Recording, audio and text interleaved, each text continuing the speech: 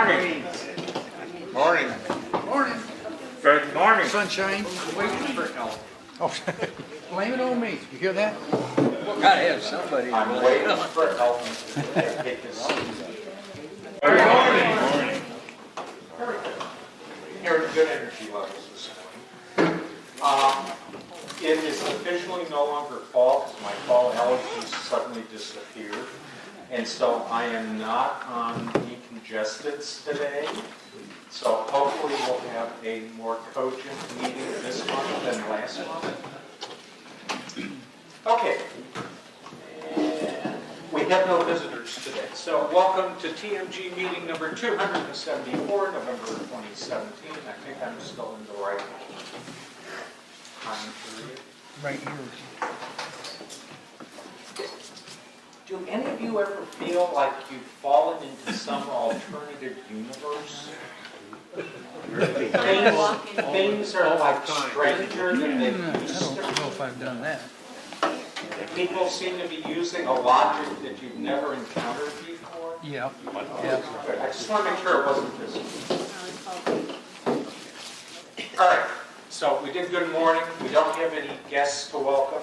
In terms of news, I'll open it up to the floor first. Does anybody have anything they want to share with members in the way of news? That can include if you've had to prepare stuff in at one of the local non-ample folks, and you want to share with that going once and twice. Okay. I'll make an announcement. If anybody happened to miss the free software, it's on the table over there. Take a look at it at the break. One of our vendors sent us 40 licenses for 4 different pieces of software, so help yourself. Good. Okay, so I got my cheat sheet up here. First thing, if you've got a mobile device, so an iPhone, an iPad, iPod Touch, one of those iOS devices, new version of the operating system, kind of sort of, it's a fixer-upper, came out like yesterday, day before, iOS 11.1.1, and it fixes an issue with keyboard autocorrect and fixes an issue where Hey Siri stops working. It is not the fix for, how many of you have got the new iPhone X? You always have the neatest stuff. Thumbs up or thumbs down? Oh, thumbs up. If you got the green line, the people are, yeah. So there's always, whenever a new device comes out from Apple Computer, you can count on having some news article appear, some article in the media, and I'm convinced it's somebody at Samsung that makes this stuff up. And then other people join in, but apparently with the new iPhone X, some users are experiencing a slight green line on one side of the screen. Apple's working on a fix. Going on to news items, iPhone X is shipping and people have them. iTunes, on October 31st, a newer version of iTunes came out. Again, it's a 0.1, and that was fixing minor app and performance improvements. I've got a couple people, I'm going to say maybe 5 or 6, where their playlists in iTunes are screwed up after they applied. Some of them, it happened when iTunes 12.7 came out. Some of them think it was this update. I'm thinking it was when 12.7 came out. You'll have playlists that suddenly are missing songs that used to be in them, or all the songs are there, but only some of them play. Okay, so just be aware, you're not alone. Was it 12.7 or 12.7.1 that got rid of the app store, the app stuff? You know? 12.7 got rid of the app stuff. So if you haven't updated to 12.7 yet, just realize that you're not going to be able to manage your apps anymore. But Apple in iTunes. released an older version of iTunes that restored that functionality, but I heard that people are having problems with it. It's not supported. Okay, which is 12.6.3, I believe. Available from the Apple support site. You can download it if you need it. Okay, other things. Mac OS High Sierra 10.13.1, so if you've got the latest and greatest operating system, High Sierra, on your computer. They just came out with a fixer, and it improved security, stability, and reliability dramatically. Again, October 31st. Then there's security updates that came out. Let's just scroll down here.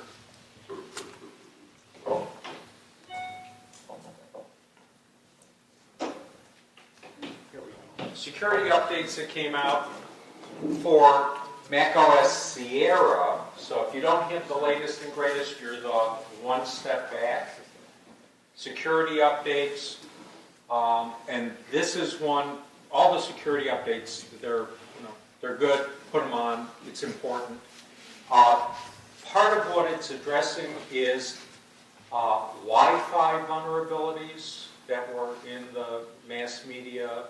Oh my God, the sky is falling. Wi-Fi. Yeah. Anyway, so it fixes those things. If you're running El Capitan, you also have a security update. If you're running Yosemite, even though it's still supported, they didn't do anything to it. They left it alone because when they went from Yosemite to El Capitan, apparently some things that were supposed to be secured didn't get secured. And when they went from El Capitan, in terms of wireless and Ethernet protocols, when they went to Sierra, those same things didn't get fixed, but now they're fixed. And then last but not least, scroll down some more. How many of you are running Java? Java, okay. This one shocked me, because, Apple basically goes Java, kick it out of the way. Apple has an update for Java, and again, this is for the 1013 folks, the High Sierra, the Sierra, the El Capitan, Yosemite, Mavericks, Mountain Lion, no snow left. So if you're running Java, you do want to update using the updater from the Apple website. Okay. And then last but not least, how many of you have an HP printer? Okay, HP printer, new drivers for the HP printers. And it's primarily, it fixes stuff that got broken with some of the HP printers in Sierra and makes them compatible with High Sierra. You have to go to HP to get it though, do you? No, this is from Apple. Oh, this is. This is, you go to apple.com. Okay. You look for where it says support. And then you click where it says downloads all the way at the bottom. And then you click on Mac OS. Yeah, they make it a lot more difficult. Does it show up in the App Store? Huh? It doesn't show up? Some of my machines it showed up, some of them it did not. And I figured rather than downloading it on each machine, it made more sense for me to download it once, put it on a flash drive, and then apply it to each machine. Okay? Any guesses? That Wi-Fi bug is particularly bad, actually, and especially if you're on a Linux or Android device, because they interpreted the spec about, don't keep the key around in memory, and what this bug is, it induces a redo on the key, except when they do that, they've already zeroed the key, so it induces a Linux or Android client to use an all zeros encryption key. Yes. So The other thing to consider is that many routers and Wi-Fi access points are Linux-based. yes, And I've seen some stuff over on Slashdot and Reddit, but I haven't seen it in the major media, where apparently there's some inherent vulnerabilities with certain manufacturers of routers my impression, and wireless cables. my impression is it's mostly a client problem. But if your router is functioning in a access point or repeater mode, where it receives one and rebroadcasts, then it is a client too in that mode. You are absolutely 100% on target. Okay. Rich is actually there this time. I'm just kidding. But When they found this one, they started looking at Other stuff? other stuff. Okay. And it was some folks at Cisco that, yeah, so, but they're being real quiet about that stuff, so. Okay, anybody else? Going once, going twice. All right, we're done with news then. Let me get back to agenda. Okay, for sale, wanted and freebies. Anybody bring anything in? Yes? I still have the Olympus point and shoot camera for $40. And if somebody needs a case for an iPad Air 2, it's $5. Okay. Anybody else bring anything in?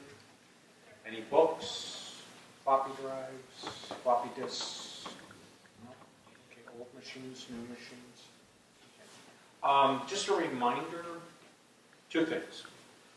First one, we have some additional members that are using walkers and or wheelchairs.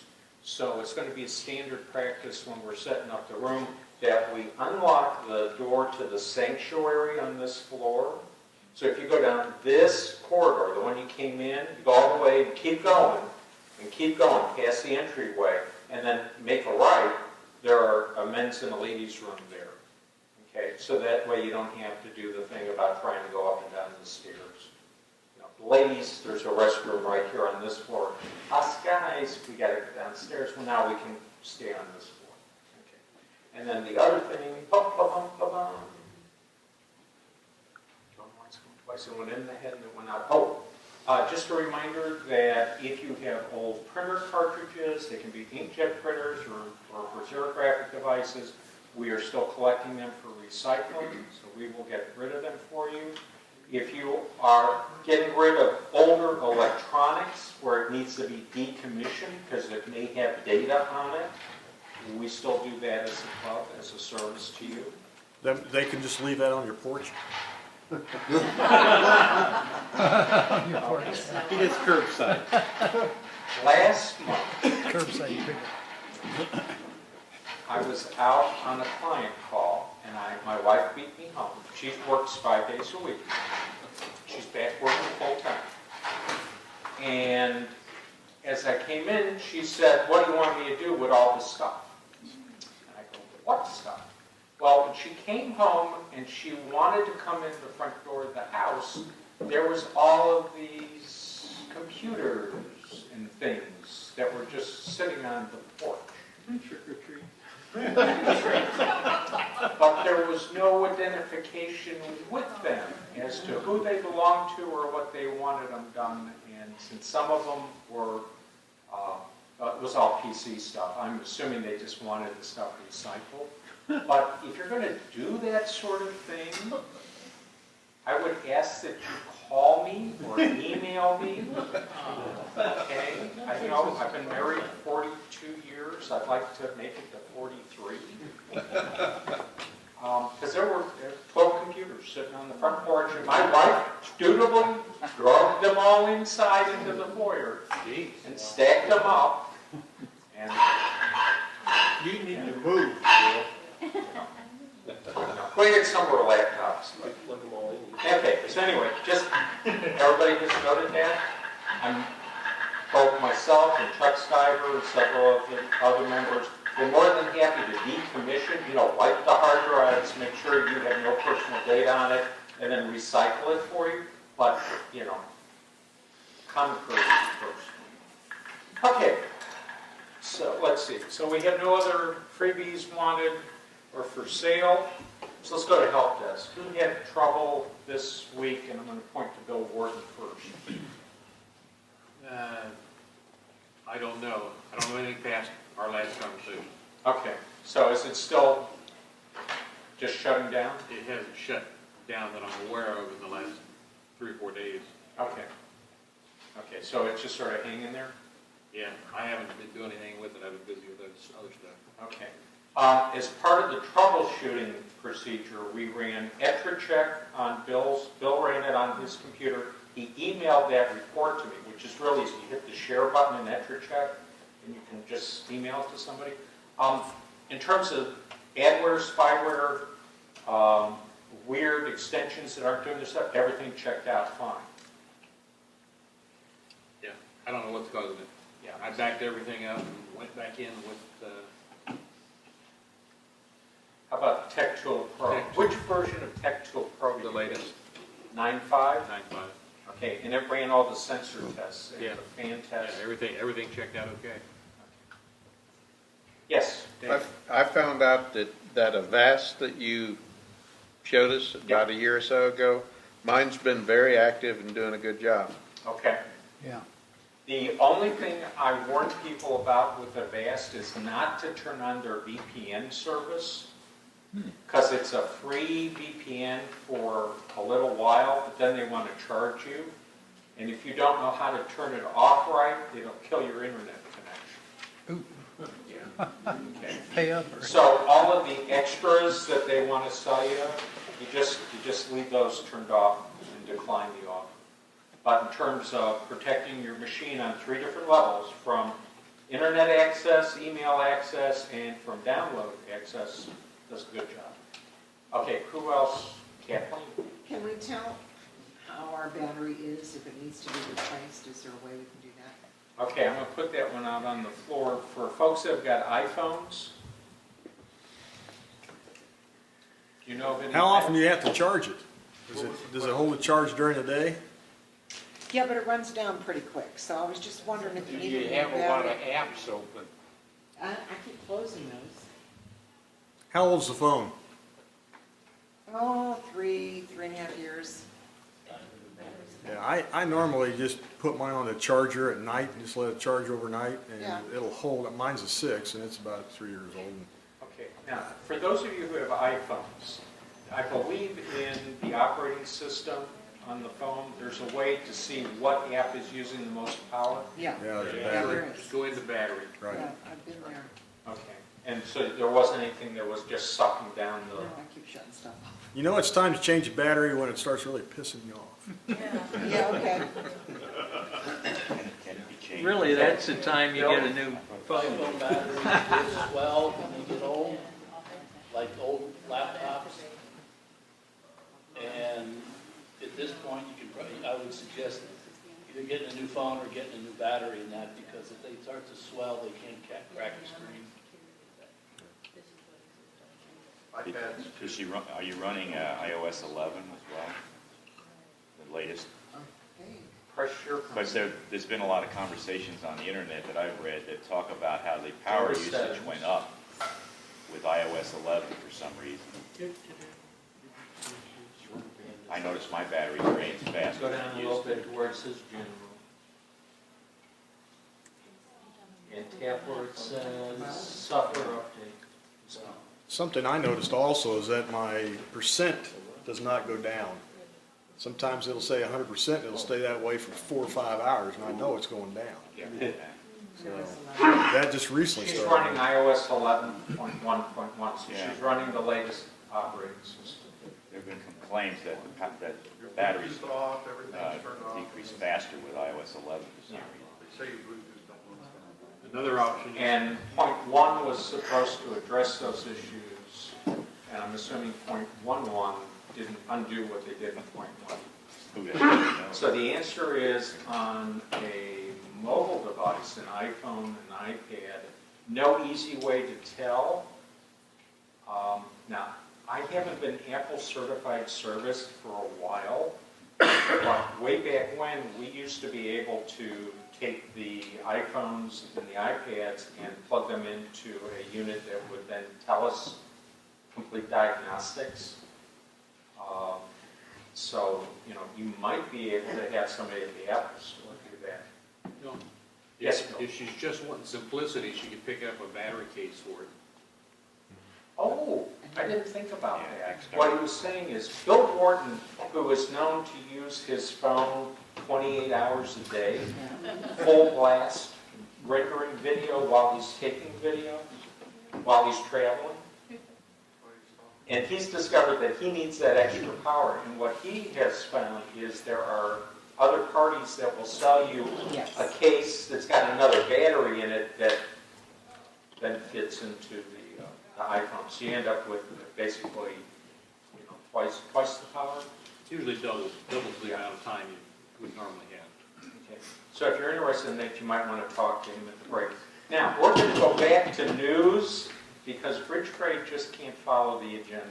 Okay, Rich, tell us what you did with your portable power pack this morning. I've been having problems with my Miata and the battery, so I still got to trace that out. But my brother showed me one of these a few months ago when he jump-started his SUV with it. It is a USB extended power pack, but it also has these jumper clamps. And I have started my car 3 times with this. That little bitty battery? Yeah. Yeah. Wow. Yeah. Where does the amperage come from? It's a lithium battery that just in thick wires and go to it, baby. Don't let it catch on fire. I have my doubts about a large vehicle with a stone cold battery, but if it's marginal, not enough to turn, this does do it. It's amazing, but it does. They were selling those on CVS a couple weeks ago, and they actually were starting a school bus with it. Really? Yeah, there's a whole lot of them out there. What's it called and how much is it? Is this a U.S. school bus or a Japanese school bus or an Indian school bus? It was a yellow school bus. What does it cost and so forth? Well, I just did an impulse buy at AutoZone. It was about $70,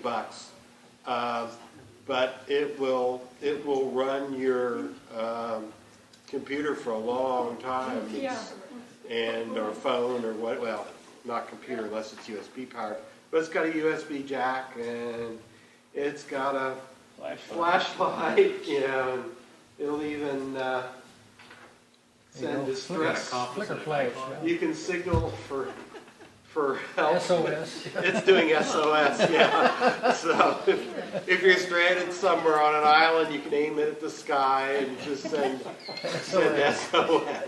But anyway, this Rich, does it do a bat signal? Bat signal? That's it. I thought Batman retired. But anyway, I was surprised and impressed. I mean, they claim it'll hold its charge for 3 to 6 months. So I guess the biggest trick would be having it with you and in a charged state. But I have, without recharging it, jump-started my car 3 times. Can you recharge it? Yes. How do you recharge it? It's a standard micro USB connector, so you can charge it off your computer or any USB That's kind of a wall slow board. charge, isn't it? Yeah, Okay. but it didn't. It does When it came, it was at about 75% charge when I got it. A couple hours later, it was full charge. Wow. So, just for what it's worth, What exactly is the name of it? This is it's called road proof, but I'm sure there's a lot of them out there, and probably for less than what I spent.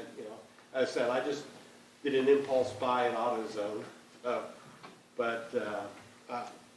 So you would call it what? A car charger or what? no, it's actually primarily a super battery extender because Okay.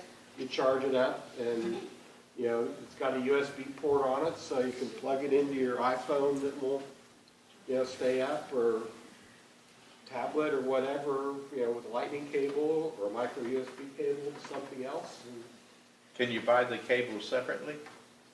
what the jump? It won't do any good. Well, Yeah, if you have a battery pack. Yeah, It's got but a I mean, special it's connector got on it. special, I mean, this is high amperage here, no doubt. Oh, okay. And these cables are thick. Yeah. You actually can hook that to the battery before you have it plugged into that thing. That way, sometimes when you go to hook up to jump the cables, you get the sparking. Well, you can hook it up without having it connected. Well, it's got- then you it's plug got- it in, then it does the diagnostics. It's got polarity reversal detection and all that kind of stuff too, so, yeah. So, handy device. Yeah. A moment ago, you were talking about draining the battery on the iPhone and having apps open. Are you talking about where you swipe them off and close them? I talked to the people, the geniuses at the Apple Store, and they said they're just there. They're not really drawing anything. It's like having an open book, 3 or 4 of them on your tabletop, and you're not looking at them, so they're not doing anything.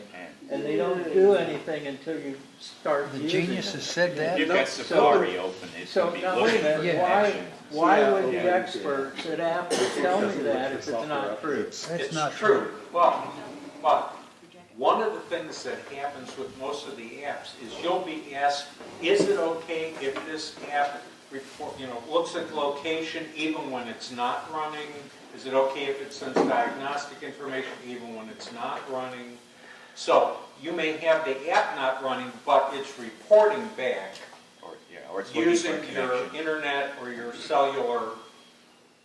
So what's your advice on that? I tend to be very parsimonious, and I basically say no. I Close them tell up. when Apple wants feedback, I say no. No.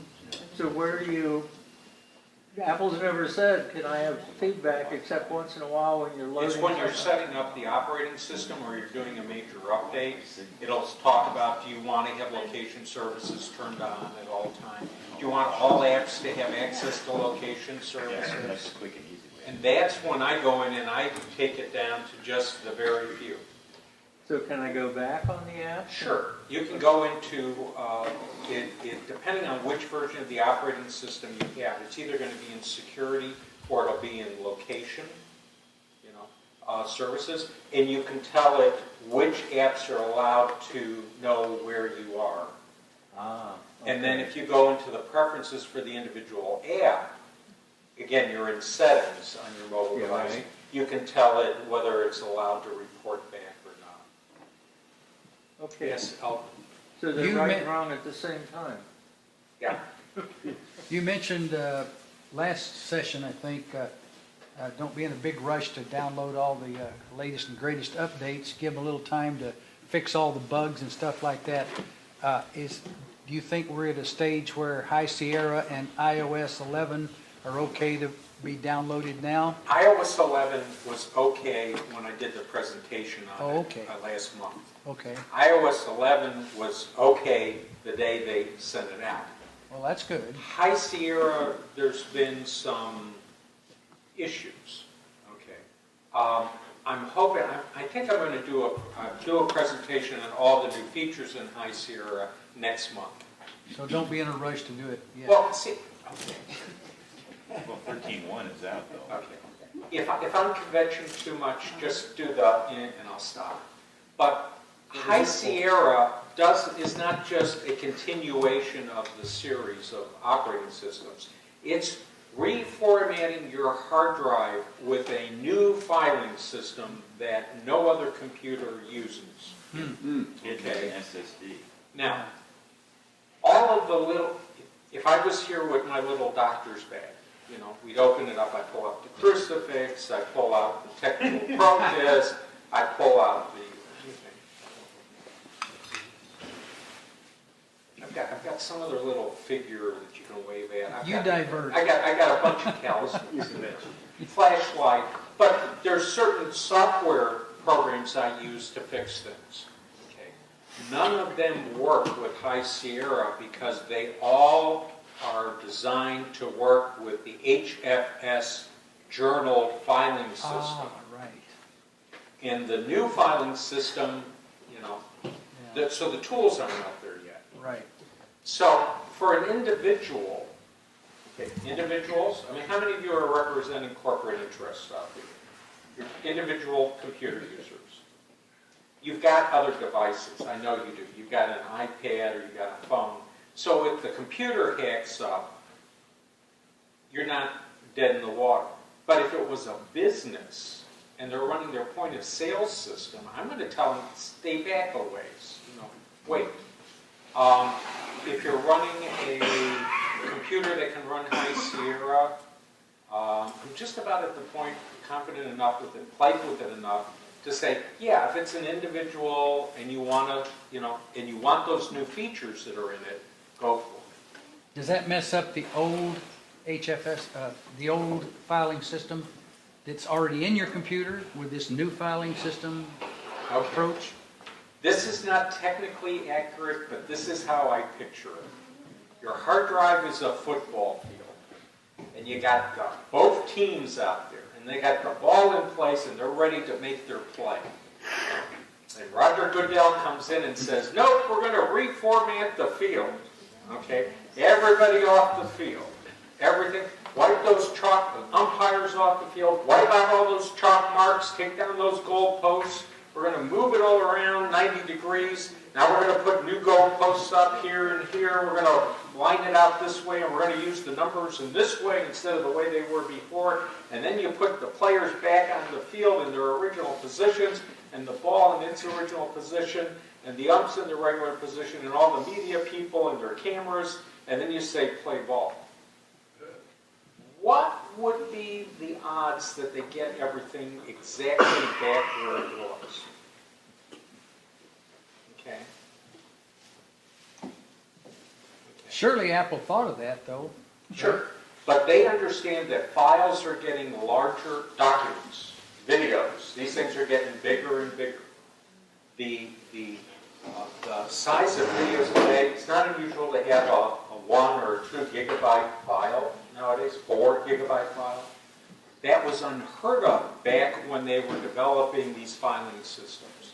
So they have to have filing systems that can work with the files that are coming, and ways of recovering if there's an error. How do you handle this stuff? Well, new filing systems are what's called for. But I don't want to be the one out there. Okay, if you're General Zukov and you just said to me, hey, go see if there's mines in that field out there. Okay? And I look back and I go, how many mine testers are left? Oh, they don't last long. So I'm going to say, hey, George, you haven't had this opportunity before. Why don't you go first? Yeah. Okay. So Are you anyway. saying not to go High Sierra if you haven't already? Hmm? Are you saying do not go High Sierra if you haven't already? Correct. Now, if you're buying a new computer, you don't have that choice. It's already on. Okay. I'm just saying, let the tech community catch up to it where they have the utilities that will work with it. But So the ProSoft people have one that they've just come out for doing data recovery from High Sierra. Okay, so if the hard drive crashes, you're trying to recover data from it, they now have one that will work with it. Well, did you answer that question about the old formats are still, you can still keep your old files, they've got the old format, or does this new upgrade go back in and change your old formats to the new format, file format style? Can you keep what you got? To go backwards, you can't just undo this file change, this format change. What you would do is wipe the hard drive, and then you'd put from your backup the previous file in the system.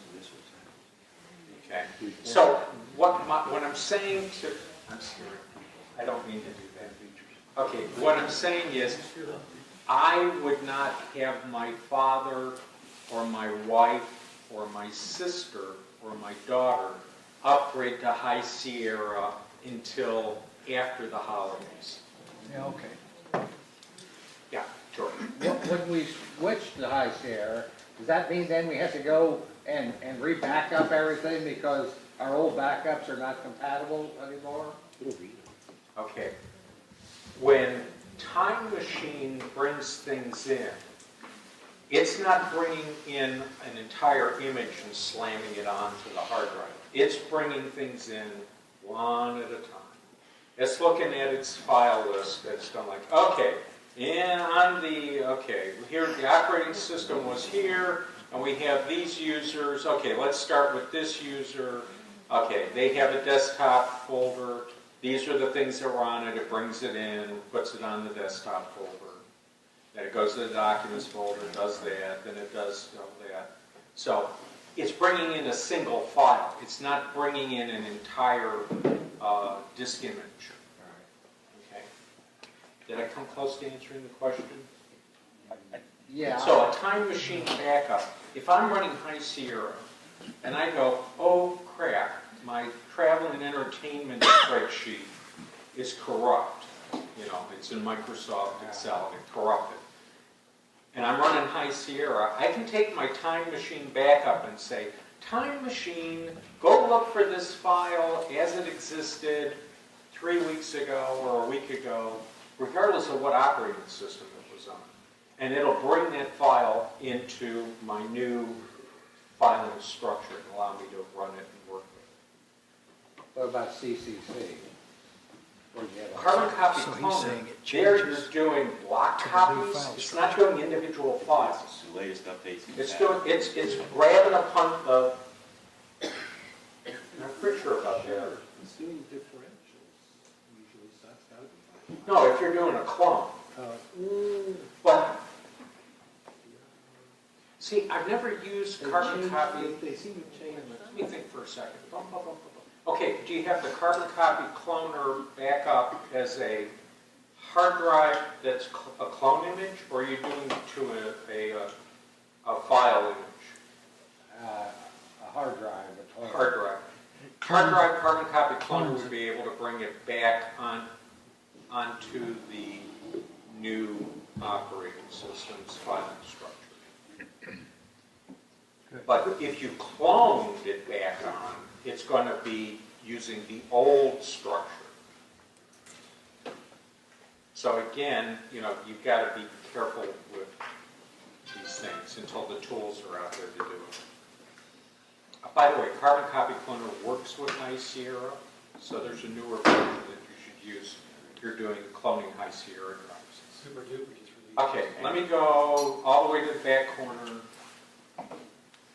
Super duper just released an update yesterday. Okay, I couldn't hear what you're saying. Super duper just released an update too for High Sierra. Super duper. Yeah, I'm pretty Update to They what? just did. High Sierra. High Sierra. Okay. Okay, so Super Duper Just did it.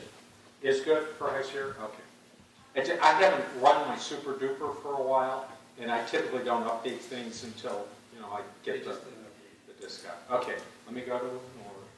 I do tend to panic, but when I was on my laptop, and then all of a sudden, I don't know what I had open, I get this sheet that in black and white that comes on and said, you have been hijacked, you are now going to be frozen, and you can't do anything.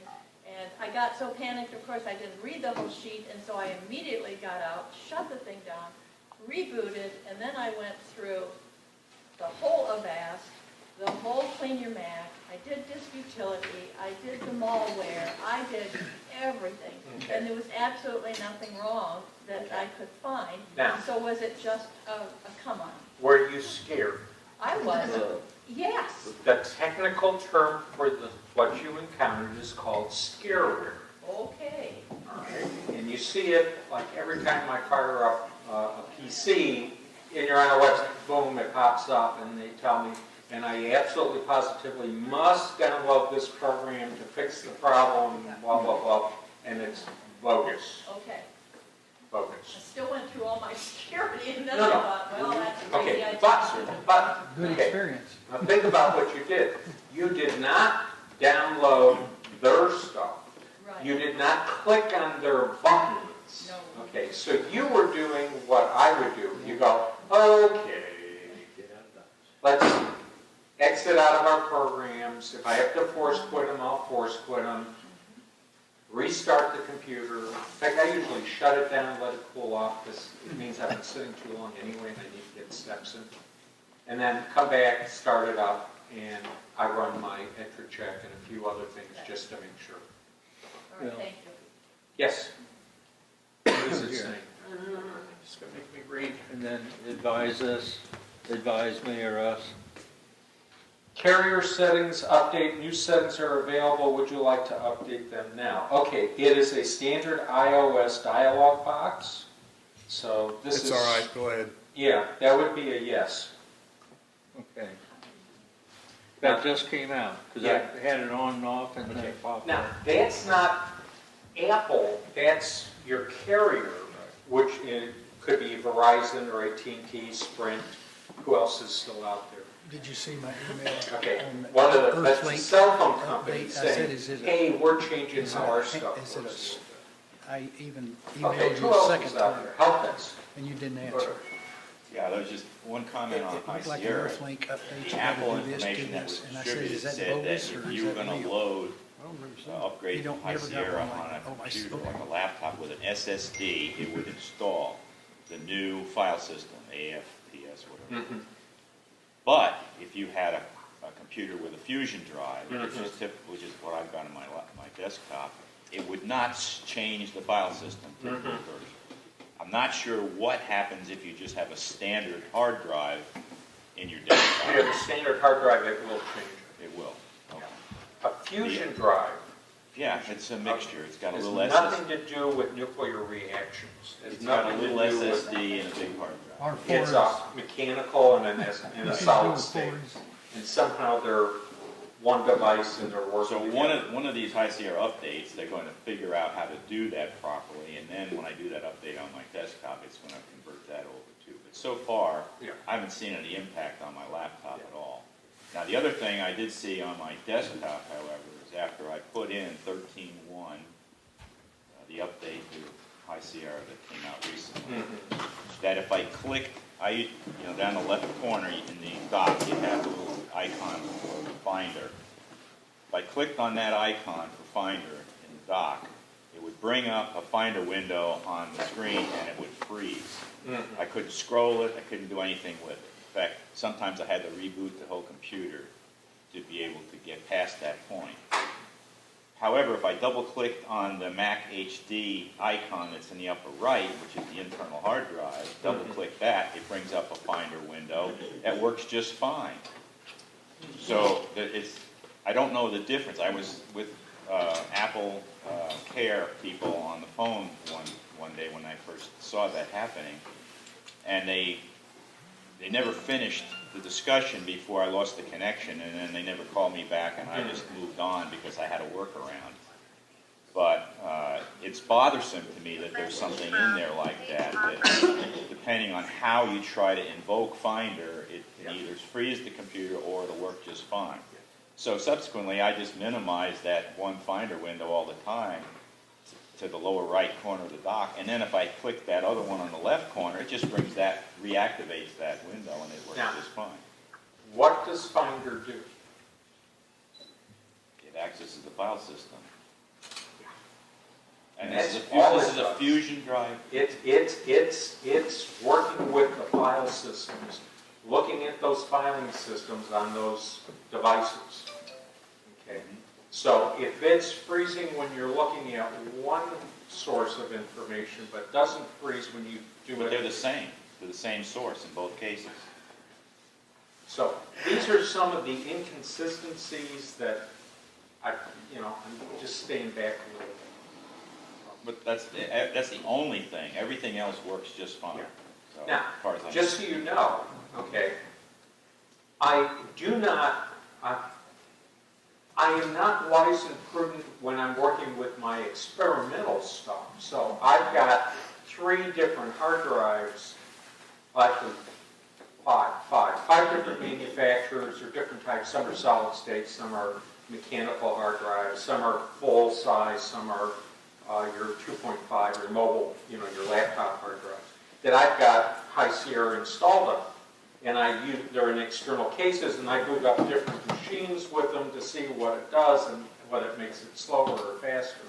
So, I'm not, don't touch. I'm playing with this stuff to find out where the tender points are, and, what do I need to watch out for, and what do I, what's solid and works 100%. And they're getting it. These little changes, fixes, I'm seeing speed improvements and I'm seeing some reliability improvements. But I've also found that if your hard drive is a little, it doesn't quite pass the smart check. It passes, but it says, you might want to, think about getting a new hard drive. See, it's slowly not working quite right. A High Sierra install will kill it. So if it was going to die anyways, pretty soon High Sierra will kill it. Rich. Other World Computing noted a glitch where if you have an old format external drive and hook it to High Sierra and say, oh, I think I want to encrypt this drive now, it'll change the drive format when it does that, which means that the drive would no longer be accessible to your old fleet. Yeah. Yeah, So that's kind of glitchy thing. yeah. But remember, they redid all the encryption stuff in High Sierra. Maybe nobody knows. Okay. I'm looking at the crowd. Going once, going twice. Anybody else? Okay, Richard's going back for a third bite of the apple. Go ahead. Go for it. I was looking at a Other World blog post on Parallels 13, and they were talking about virtualizing Mac operating systems, and I thought we really couldn't quite do that was contrary to licensing, but it seems like it's pretty much. You could always do it if you were using it as a server, or if it was the same version that Parallels was running under. Yeah. But there's ways to do it where, so for example, I'm using Parallels 13 to run Snow Leopard, Yeah. so I can play StarCraft 2. Yeah. The old StarCraft. Yeah, because I would like to put out, Snow Leopard and. Yeah, because sometimes you just have a program that you really, really like. It does what you want it to do, and it works under this particular operating system, and it doesn't work under a newer operating system. Yeah. Okay, so I'm going to say it's probably time for raffle. Should we get ready to do raffle?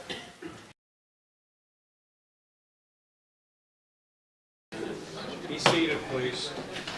Okay.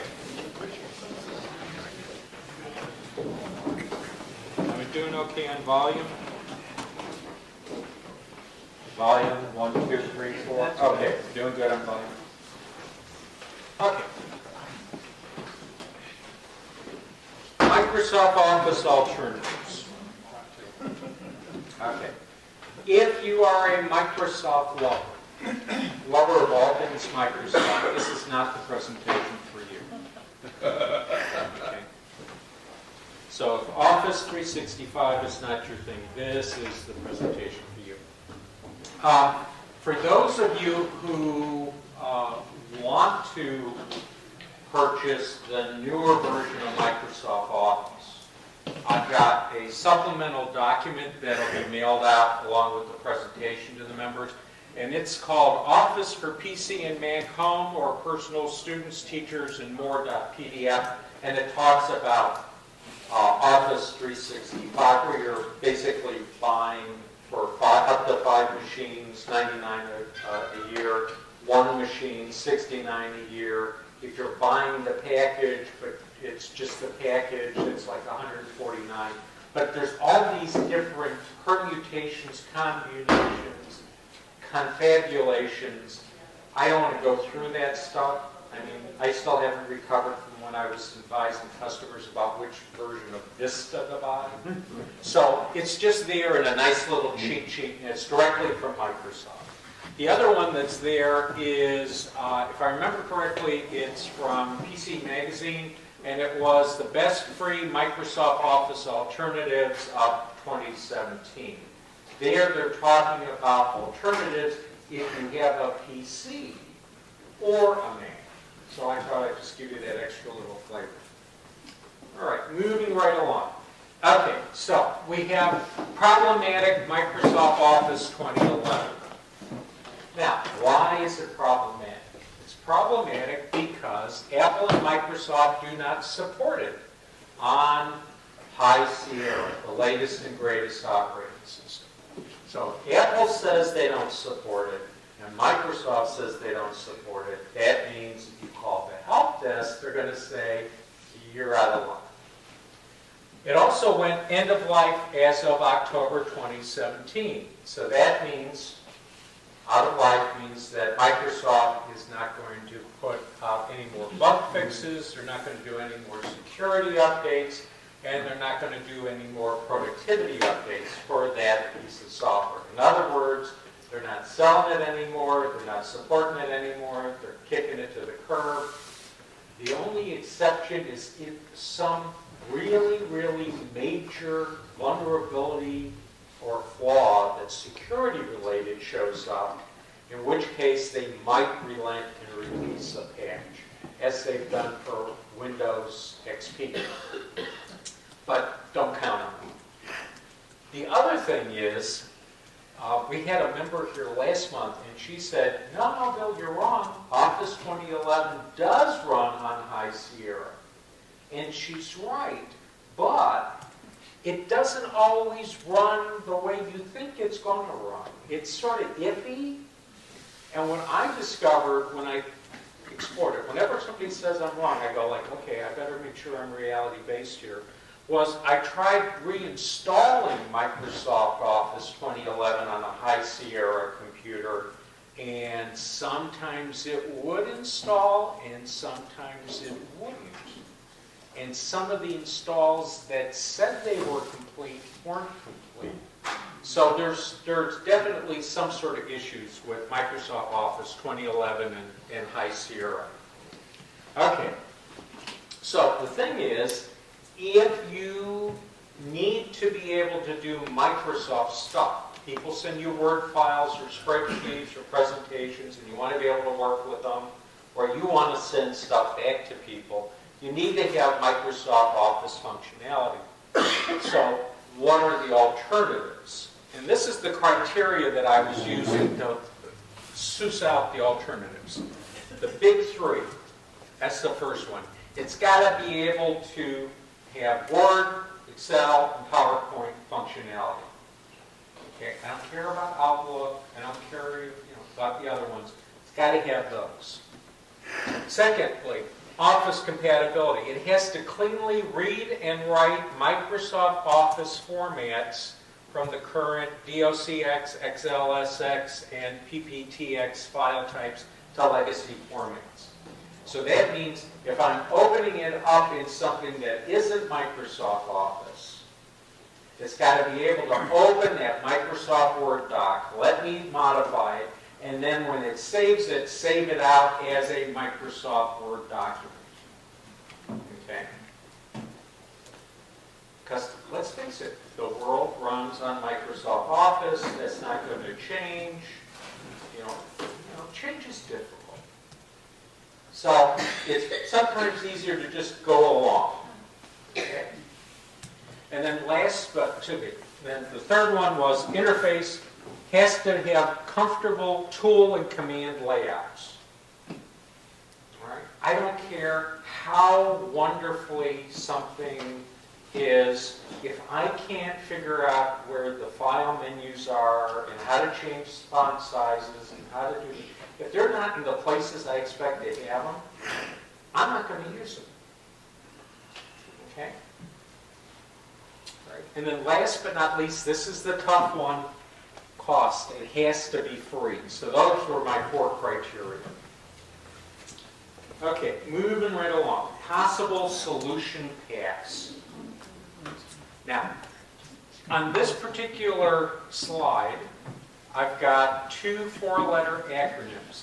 I'm putting it there not for the purposes of better communication, but because I want you to become aware of these acronyms, because you're going to see more and more of them in the press. And those 2 acronyms are SaaS, which means Software as a Service, and the other one is FOSS, F-O-S-S, Free Open Source Software. Okay, with those, now that I've made sure that you've made note of those, let's go through what the solution paths are. Solution path number 1, do nothing. In other words, you stick with the operating system that you've got running on your computers. You stick with Microsoft Office 2011. You stay the course, you don't do anything special, and you just go on with life. And someday in the future, if you buy a new computer and it's got High Sierra on it, then you look at the problem again. But for now, you just ignore it and go forward. Okay. Which is, what I do on a lot of my machines too. The second one would be to switch to software as a service and use either Microsoft Office Online or Google Drive. software as a service is another way of saying it's cloud-based. Software as a service means you don't have a program on your computer. You have a web browser that takes you to a website, and you're using the website to create the document or to modify the document. Now, the original document might be on your computer, or it might not. It might be in a Google Drive or a Dropbox, some online storage. Okay? But the whole idea is your computer is dumb terminal in the main show where the programs are working, where all the activity occurs, is that website. It's sort of like what we used to do in the 1950s, where we had the teletypes that talked to the mainframe that was somewhere else, and then we get the response back. Okay, so anyway, software as a service.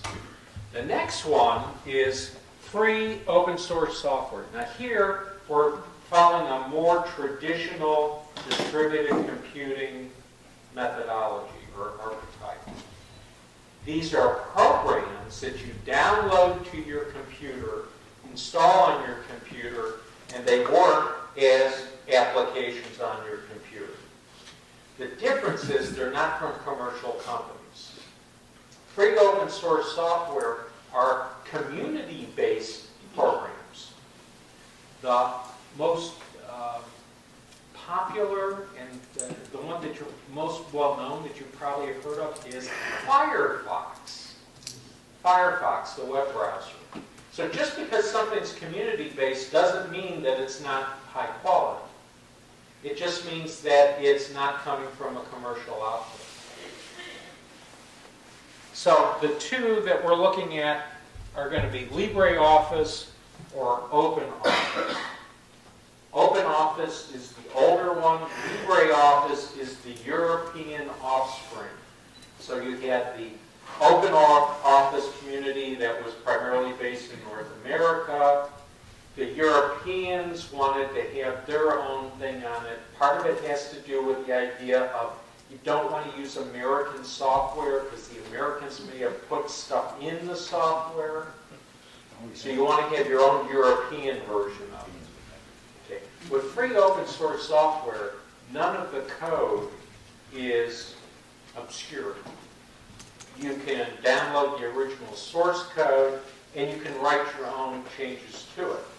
So it's sort of like the difference between saying, okay, I want my shirt pressed. You hand them a shirt that's wrinkled. It goes into the black box, and then it comes out pressed. That would be the proprietary form. Proprietary. You don't know how they did it. You just know they did it. With free open source software, you're watching them make the sausage, if you will. You can see exactly how this stuff works. Okay, LibreOffice or OpenOffice. So let's look at Microsoft Office Online. Its requirements. Okay, again, no software resides on your computer. You're going to a website that's owned and operated by Microsoft Corporation. So, if it's on a website, you got to have internet access. So think that one through. If you're out in the boonies and you want to change a letter, let's say you want to make a poster and you want to put it on the fence post and you're out in Skillet, Kentucky, and you have no internet access, but you do have a printer. If you're doing your word processing using software as a service, you're not going to be able to do it because you don't have an internet access and you can't get to the software that's going to let you do your word processing. Okay? And the next thing is you must have a Microsoft account. All right, you know how you want to use an Apple computer, you have to set up an Apple account? Well, if you want to set up a Microsoft computer, you got to set up a Microsoft account. So you're logging in with your Microsoft ID. Typically, it's going to be something like blah, blah, blah at Outlook.com or blah, blah, blah at Hotmail.com. and it's going to have a password. The reason why they have you logging in is because there's also online storage that's associated with this online office. And they want you to store your documents on their servers, especially if you're going to store a lot of stuff, because once you get past the free amount of space they give you, then they get to charge you for the other space. Okay, so there's always money involved behind this. Okay. And the fourth thing you need is a compatible web browser. Okay, now we're going to a Microsoft website. Firefox or Google Chrome work very well to do that when you're going from a Mac. Safari, not so much. Okay.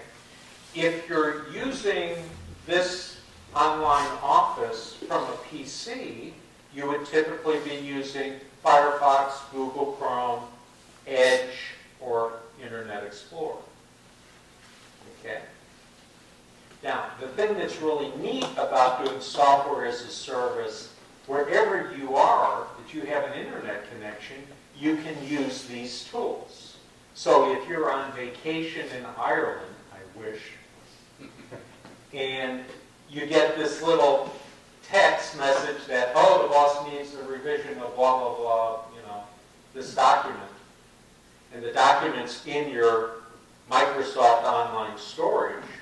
You can go to the local Irish library, give them €1, become a member, get to the high-speed terminals. By the way, their high-speed terminals in their libraries are faster than the stuff some of our universities have. Okay, and be able to log in, get your documents, make the changes, and then save it out. Yes, Elton? Is there a cost other than that storage, the cloud storage you may, if you run past a certain amount, you got to pay?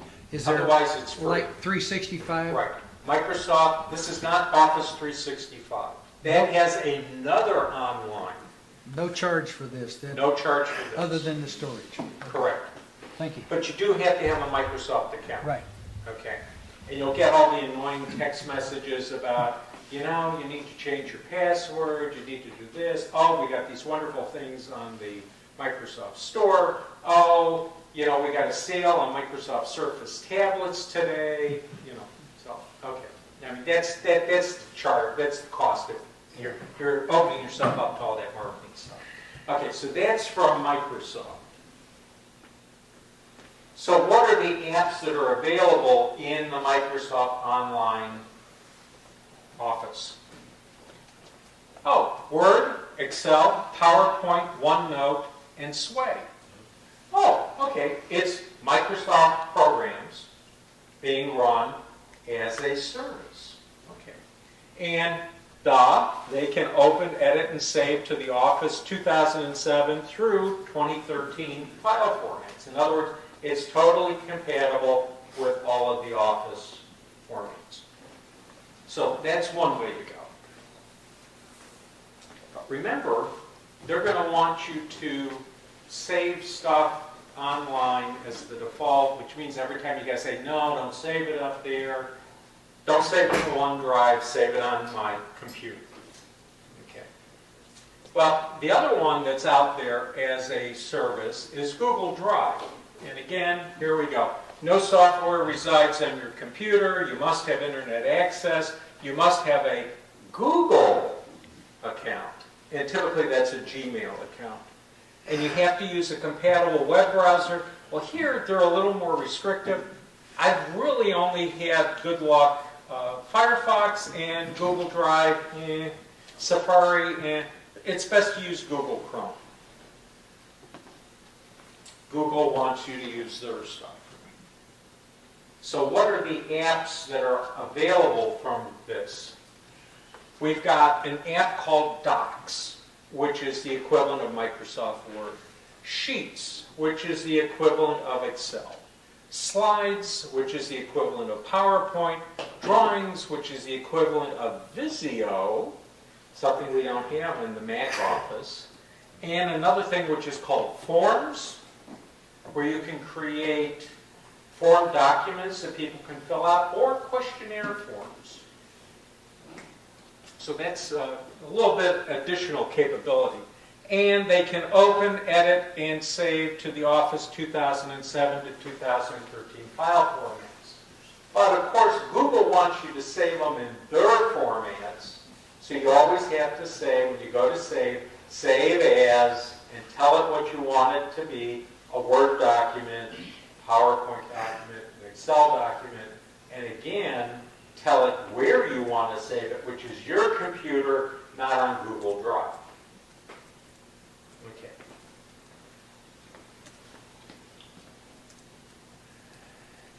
So what have we got if we go to the free open source software?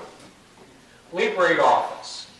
Now, LibreOffice, you would download the installer from LibreOffice.org, not .com, org. Okay, LibreOffice.org. And you've got to have a Mac. By the way, LibreOffice runs on Windows, it runs on Mac OS, it runs on Linux. OpenOffice runs on Windows computers, Mac computers, Linux computers. So there's an advantage to using one of these free open sourceware programs if you bounce between different types of computers, in that they look and act the same on all three different operating systems.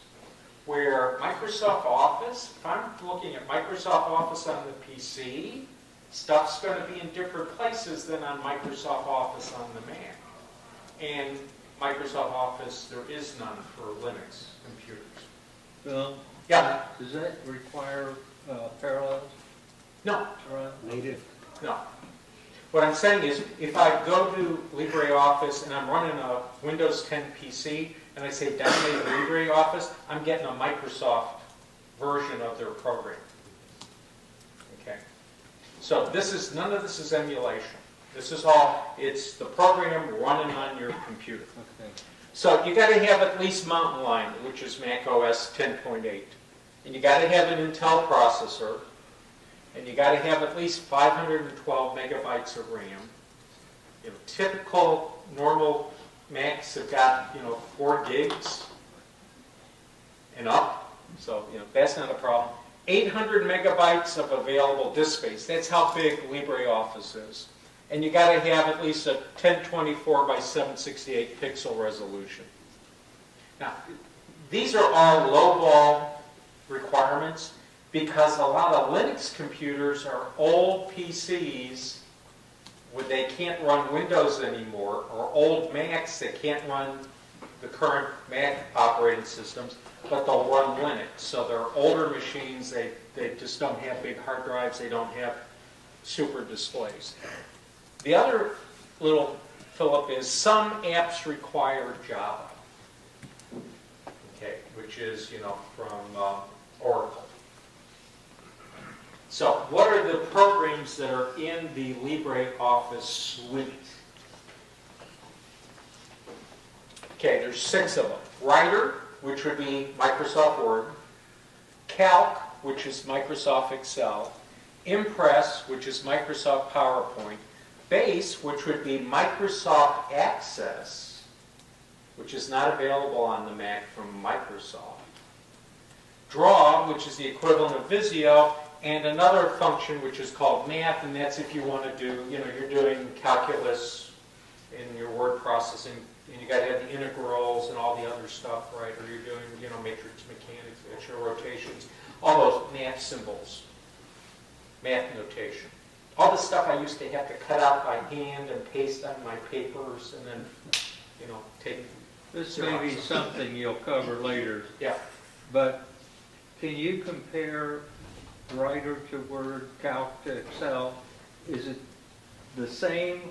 Every time I've tried to get away from Excel and go to one of the others, it's missing so many features. There's the comparison I'm wondering about.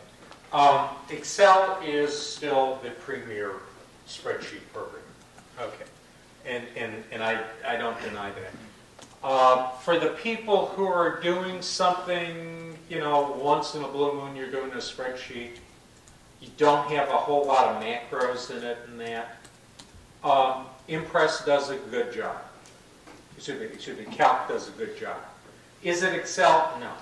Excel is Excel. The range of functions will be slightly less than Microsoft. It's not going to have all the whistles and bells that Microsoft has. But the other thing is, it's got an interface more like Microsoft 2004, 2008 on the Mac before they gimmicked it up with the galleries in Microsoft Office 2011. So to me, even though it's not as visually splashy, those whistles and bells they had in Microsoft Office 2011 and 2013, I didn't use anyway. Okay, so they are functional equivalents. That's the way I would put it. And they can open, edit, and save to the Office 2000 through 2013 for file formats. So in other words, somebody sends you a PowerPoint. You can open it in LibreOffice, make whatever changes you want to make to it, use it, display it, and then you can save it out in either their formats or save it out as a PowerPoint. And if you send that PowerPoint to somebody who's just got Microsoft Office, they're going to open it. They won't know, what you were using to create it. It's going to just work. Okay, so here we got OpenOffice. OpenOffice, as I said, was the original. LibreOffice is sort of an offshoot from it. Think of it, communities, families, sometimes they squabble and they separate. They don't talk to each other. Well, they still have the same genetic roots. So with OpenOffice, again, you would get it from openoffice.org, not .com. You got to have at least Mac OS 10.7, which is Lion. So in other words, it works on older machines than LibreOffice. Intel processor, 512 meg of RAM. 400 megabytes of available disk space. Same thing in terms of what sort of resolution your screen has to have. And again, some apps require Java. More of the apps in OpenOffice require Java than LibreOffice. LibreOffice, I can install it on a computer that does not have Java installed and have almost full functionality except for the database program, Access. And with OpenOffice, you really do need to have Java installed. So again, 6 programs comprise OpenOffice. Writer, Calc, Impress, Base, Draw, and Math, and they can open and edit and save to those Microsoft Office formats. Okay. Now, I'm at this point hoping that I did install LibreOffice on my computer. If there aren't any questions, I'm going to fire up LibreOffice on my Mac up here and show you what it looks like. And we've got 2 questions. The OpenOffice you mentioned there was a Google Drive apps and there's a Microsoft Office type apps. Yeah. When you go to that openoffice.org, it gives you the option of choosing one or the other, the Google or the Microsoft Office selections. Let me go back and make sure I've got the concepts clear here. Let me go back to the solutions. Okay. If you're doing Microsoft Office Online or Google Drive, you're using your web browser to go to a Google website or a Microsoft website, and those programs are up on that website. Okay. Okay. Alrighty. Sorry Now, for the question. No. This is always good because it makes sure that the other people in the audience who didn't want to ask still get the question answered. Okay. So with LibreOffice and OpenOffice, you're putting a program on your computer. With software as a service, you're using your web browser to go to a website where they've got the programs running up there. Yes? You mentioned save to 2011 or 2011 or 2013. Yeah, 2017. Is there does Microsoft have a whole set like Microsoft Office of 2013? Yes, they do. And so that's are they going to continue to service that one? Okay, this is what happened. So they, I have 2011. okay. We're waiting for Microsoft Office for the Mac to come out, the replacement to 2011. They were supposed to do it in 2016. They didn't do it. Then they said, well, maybe 2017, but they didn't do it. When I got my K10 from Microsoft, because I own their stock, I went through all the little minutia where they talk about coming, you know, programs and such. They don't talk about Microsoft Office for the Mac, which means it would probably be 2018 when they come out with a Mac-only version of Office. Which you can buy, and it's yours, and it's there, and you Right. don't have to do it. Right. Okay. Okay. What they have in the meantime is what they call Office 365. Yeah. Okay. You either pay them on a monthly basis or you pay them on a yearly basis. Yeah. You give them the money, you create a Microsoft ID, log in, and then you download the software to your computer, and then they update it when they want to. I see. Very much how they do Windows 10. And then after a year, your subscription expires, and they say, hey, if you want to keep, you know, getting the stuff, pay for another year. Yeah, you're a slave. Yeah, Mike. On your slide there, the LibreOffice and OpenOffice, does it have an iOS version? No. Can I use it? So with your MS Office Online in your Google Drive, I can actually use on my iOS device because I'm using a web browser. Yeah, except you'd be foolish to do it that way because with your iOS device, your phone, your iPad, especially the big ones, you can, from the Apple iOS store, bring in a free copy of Microsoft Word, a free copy of Excel, a free copy of PowerPoint, Right. but you have to link them to a Microsoft account.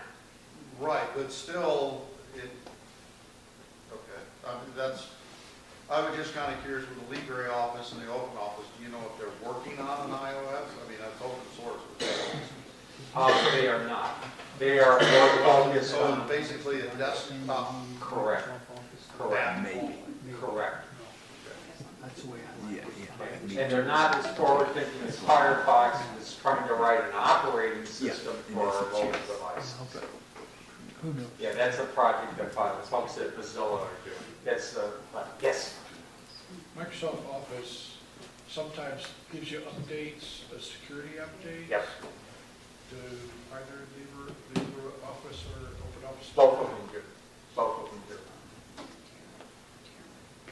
In fact, they typically will have two different versions for you to download. One, which is meant for stick in the mud, conservative type business people in universities where they don't want it to change too much. And another version, which is a little more cutting edge, where they'll throw some new things in to see if people like them or not, and then may get incorporated to the standard version. Okay? Yes? With the Office 365, Yeah. is that the one, and I think this is what I installed on a desktop, it says, oh, you can't use Mac Office 2011, have to erase that? Yeah, it will remove the older version. Okay. So that you don't have to see, but that's something that your Macintosh installers traditionally have always done. They weren't as pushing in the past. They say, well, you now have Office 2011. Of course, you want to uninstall all your previous versions of Office. Well, in my household, we keep Office 2004 and 2008 and 2011 because every so often a student will turn in a assignment and it's in some, you just never know what they're going to send it in. I can remember one where I went, oh, that's interesting. My wife's the university professor, I am not. I just proctor exams sometimes. She said, I can't open this file from the student. Bill, take care of it. It was Harvard Graphics from a Windows 95 machine. And the guy's doing his word processing in Harvard Graphics. And I was like, oh, this intervention time. It's an illustration program, and you shouldn't be helping. All right, so yeah, LibreOffice, OpenOffice, yeah, perfect. The Microsoft website shows that they are selling Microsoft Office Home and Student 2016 for Mac. Yep. And that's the one they said if you want to upgrade to High Sierra, Yep. you're going to have problems with 2011. Yep. That's the one they said you should buy. Yep. Yep. So whenever the next version comes out is anybody's guess. Now, but if that's- you buy it, you can buy it 3 different ways. I really didn't want to go down this path, but I will. You can Well- buy it 3 different ways. You can buy it where it's a single install for a single user, and it's like 140 something bucks. $150. Okay, and boom. Okay, but if they decide to tweak it or whatever, all you're going to get is security updates. What they want you to do is the Office 365, there's no where you years. end up with Office 2016, and then when they go, oh, we have this wonderful new, we're going to install it. Understand. Yeah. Okay, I just want to make sure that I'm clear that there are upgrade paths if you want to stick with Microsoft Office. But if you're waiting for, by the way, 2016 is basically Office 2013 with some lipstick and gloss put on it. Okay. And some really quick behind-the-scenes stuff to make it run on a OS X. It's really Can you still buy 2013 with all of 2016? this. You can buy it, and it stays on your computer. 2013 is less. Well, there must be something unique about it that makes it compatible with High Sierra, whereas 11 wasn't. Yeah, it's 64-bit instead of 32-bit Okay. program. There you go. Yeah. Was 13 was that way too? 13 was 64-bit. So. What does that cost, that newer version? About 360? 150 bucks. $150? That's a one user license. Right, you It's keep it yours on your forever, computer yeah. and yours forever? Yeah. Okay. Until Until you it face won't this work. situation again in 2 or 3 years. Right, right. Yeah, I'm trying to be very much, okay, I'll give you an example.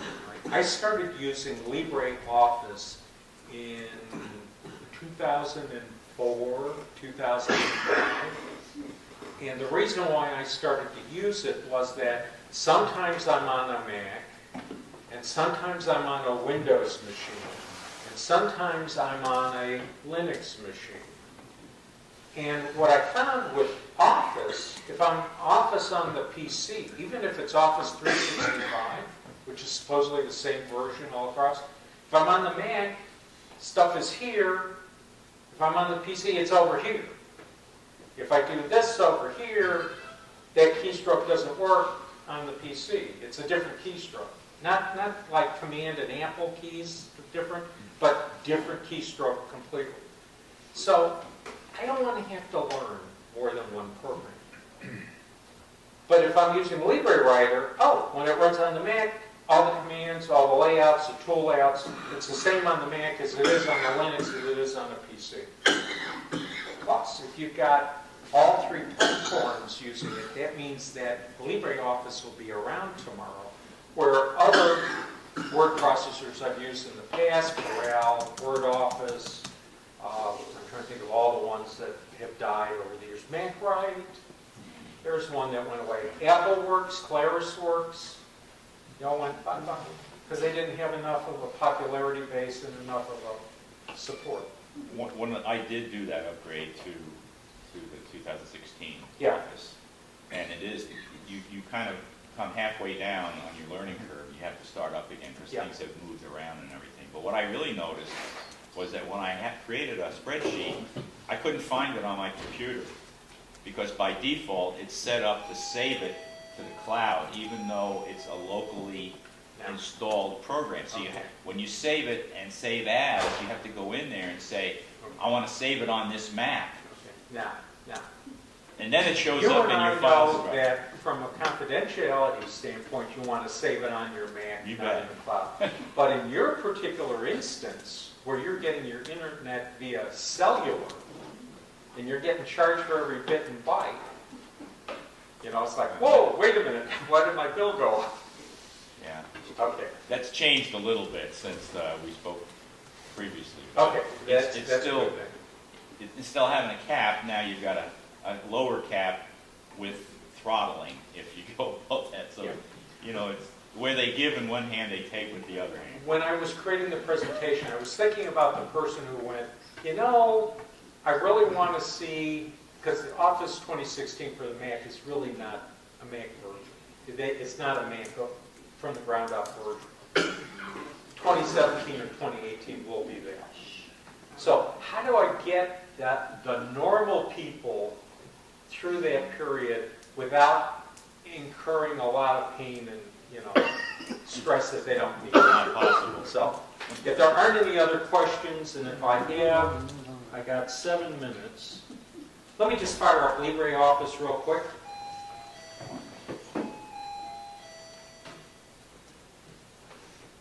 Okay, obviously you're just going to have a taste of it. How many of you remember AppleWorks and ClarisWorks? We should. Okay. Or Microsoft Works? LibreOffice, you launch the program, and then you tell it what kind of document do you want to create. Do I want to create a writer document? Do I want to create a spreadsheet? Do I want to create a presentation, a drawing, math formula, or a database? Now, you'll notice that I've got the last 2 files up here, recent files. Oh, hey, wait, that one's a Microsoft PowerPoint. Let's double click on that. Don't fail me now. Oh, hey, I just opened a Microsoft PowerPoint slideshow in LibreOffice. And I can go in and change something like here. We'll go in here and we'll change me from William to Liam. Bill. It depends on whether I'm channeling my English or my Irish. Liam Neeson? Yeah. No, one of the things that happened, my dad's a Leroy, but when I'd be at my grandmother's house, I'd be Liam, and my dad would be Lee. And we were not, and my grandfather was Lee, and it'd be like, okay, who is she calling? You know? So I decided I would become Bill, because I was mostly called. So then if I've made this change and I go to my file menu, hey, file menu, just like we have in Microsoft Word, and I do a save as, and oh, hey, it says what do you want to call it, where do you want to save it, and oh, hey, it's going to save it as a Microsoft PowerPoint 97 2003, which would be a .ppt file, not a .pptx. But we can, if we want to, save it as a PowerPoint, Microsoft PPTX, or we can save it as an autoplay PowerPoint. Those are the ones people send you in your emails, where you click on the email, click on the attachment, and all of a sudden it's playing this.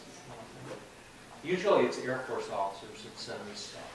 PowerPoint template, PowerPoint this, Microsoft. Now, notice we can also do the modern formats, the old formats, or we can save it in an open office format.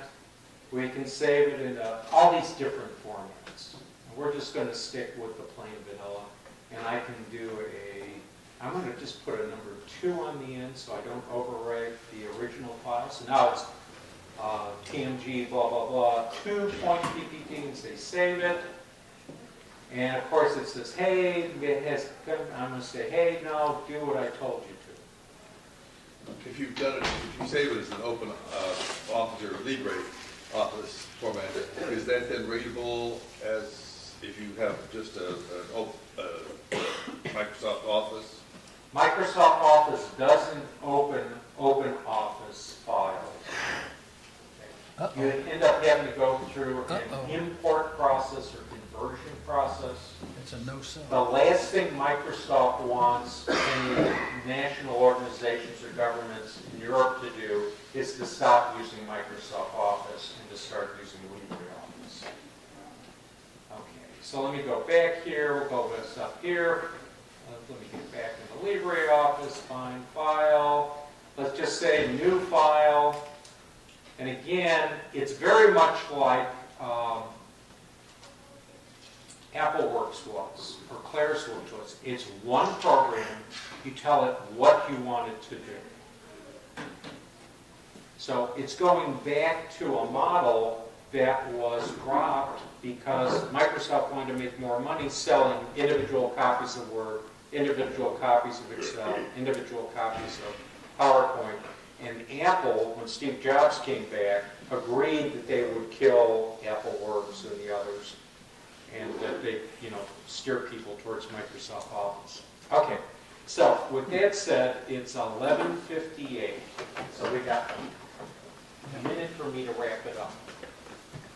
If you don't want to avail yourself of the subscription model from Microsoft Office 365, or you don't want to buy the software now when you know that it's not going to be supported in a couple of years, this is an alternative path.